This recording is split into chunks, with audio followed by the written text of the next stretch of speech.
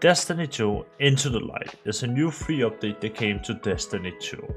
So, what does Destiny 2 Into the Light actually introduce? It introduces quite a bit actually. It introduces 2 new exotic missions. One is already out, that being the Whisper of the Worm mission being reintroduced with a couple of changes, and a craftable version of the Whisper that is quite decent. And it also introduces 0 Hour back into the game. 0 Hour is, by the time of recording this, gonna be out next Tuesday. And it introduces my favorite thing from it, the Raid Boss Gauntlet, where you progressively each week get more encounters and it goes higher up in power and end up on contest mode. The first week you start out at -5 power, next week is -10, then it's -15, and by the end it's -20.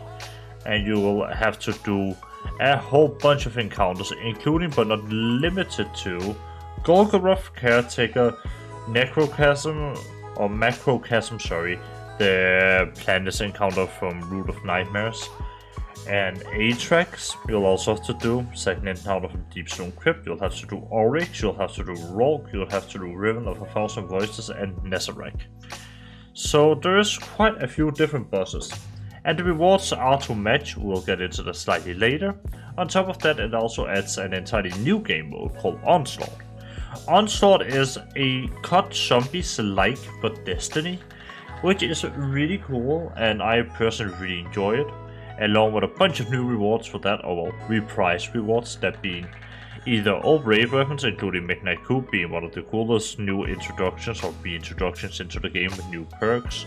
It also has a version of Barbarians and Succession, which I don't know why they are introducing weapons that are already into the game, into the light content. It feels kind of weird. But on top of that, you also have things like Mountaintop coming back, Recluse coming back, you have my favorite sword coming back, the Fallen Guillotine, you have Luna's Howl coming back, you have Edge Transit coming back, all through Into the Light, and of course Hammerhead. It's a bunch of fan favorite weapons and blast furnace as well. They reintroduces a bunch of these fan favorite weapons back into the ecosystem so you can farm them now and get them again.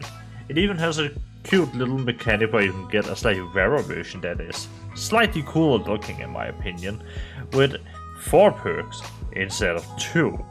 Which can be quite nice, especially for inventory space, but also just because it has a really cool ornament on it that you can't shader, but it is an ornament that looks really cool and is animated. So that's that. So let's get into it, starting with what is Onslaught. So Onslaught is the COD Zombies escape mode. You'll get up scrap, that being your currency, and you can buy and place defenses, which is a really cool added little thing. Because you can sit here and you can upgrade a sweeper bot into shacks, you can upgrade a normal Scorpio turret into big boy killer Scorpio turrets, and you can place trap mines. It's a pretty neat little feature to, you know, just sort of spice things a little bit up. And it also changes it a fair bit from just your normal average horde mode. The, however, main selling point of Destiny 2 Into the Light is the rewards, obviously. The fact that you can get Recluse, the fact that you can get Mountaintop, Hammerhead, and of course Edge Transit. Edge Transit being one of the best grenade launchers in the game right now, is a bit selling point for people, I think. It's obvious that I personally at least wouldn't be playing this if it wasn't like a decent set of rewards, and it is. It's a really cool set of little rewards there for it. The main critique I've seen being levied against it, other than it being buggy, is the fact that the entire reward structure is kind of wonky in the sense that it isn't rewarding enough. You see, when I said that they had the little cube feature with, you know, you can get shinies and you get these rare versions of guns, that exists, but they're so rare and you get them so rarely that you will probably never get the roll you're looking for on her shiny. That is just not feasible for most people, I think. Even for like a majority of endgame players, because you have to just grind so hard for that. To give you an example, I ran over, probably since it came out, at the very least, I have played 50 hours of Onslaught. And I have yet to get a roll of Edge Transit that I want as a shiny, nor Mountaintop, nor Recluse.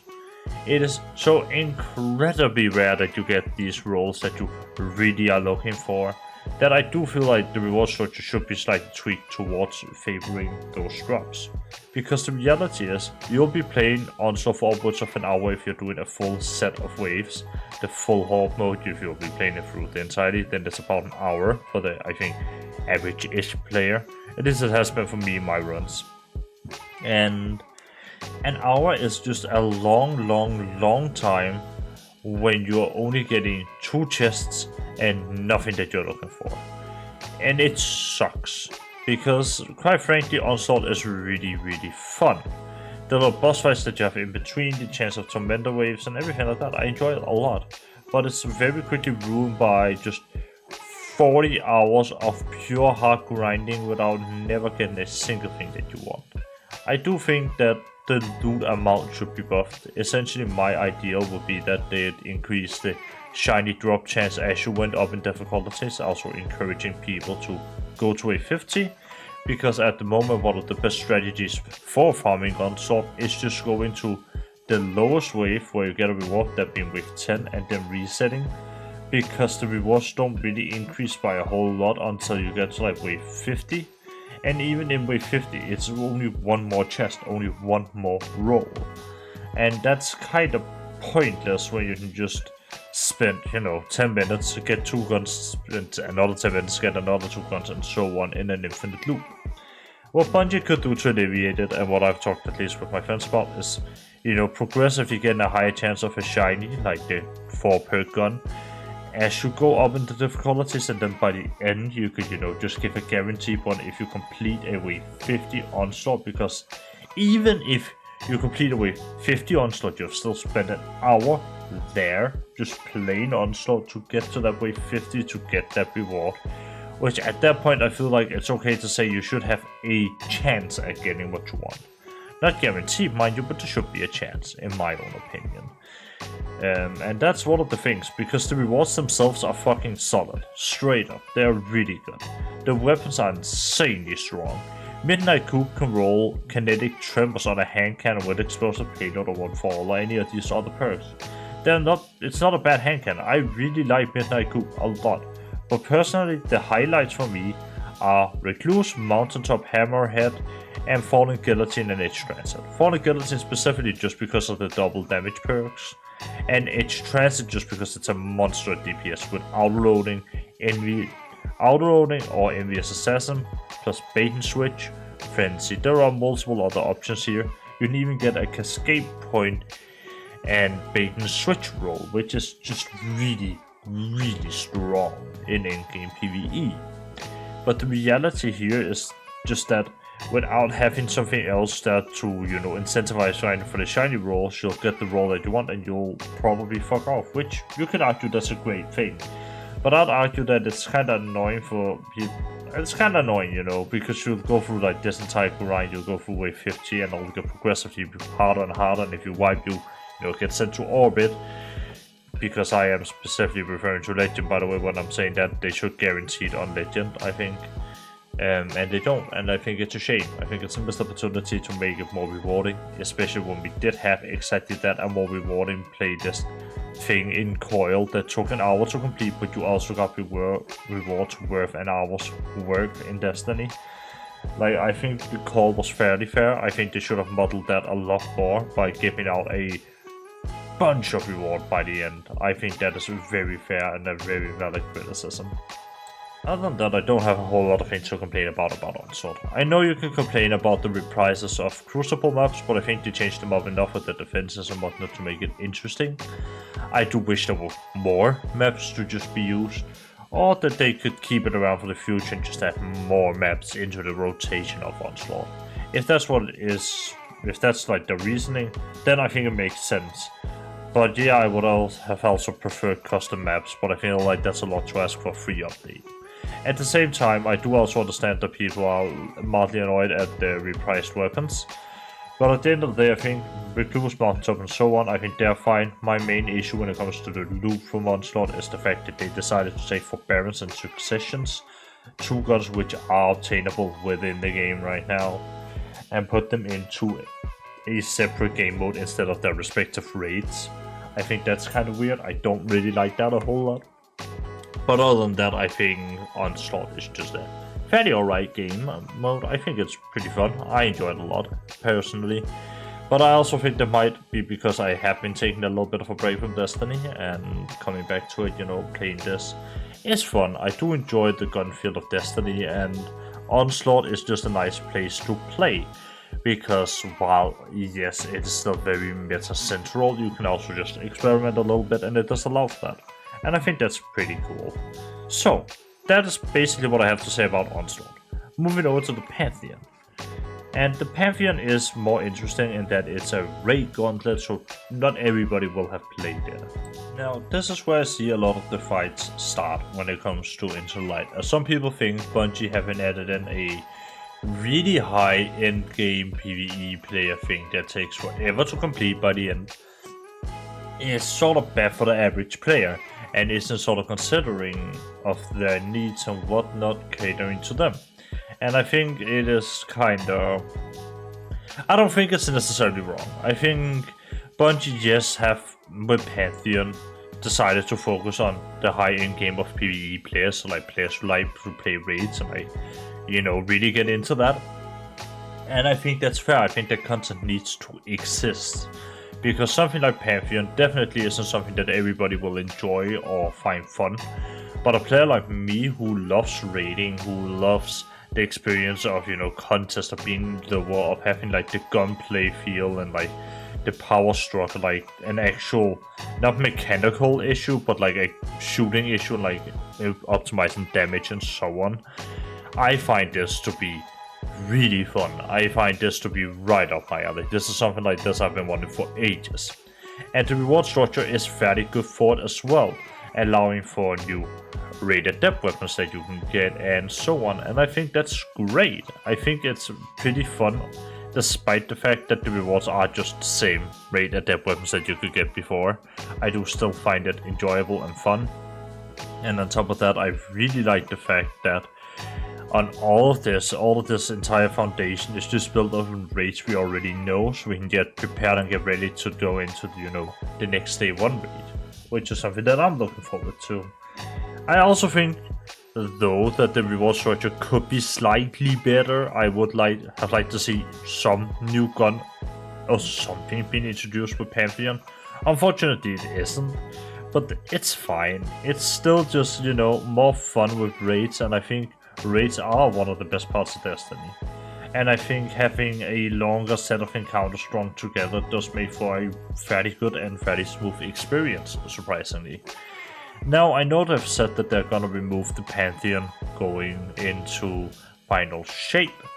I personally don't hope they do. I think this is something that should stick around for people to experience and try for however long we can.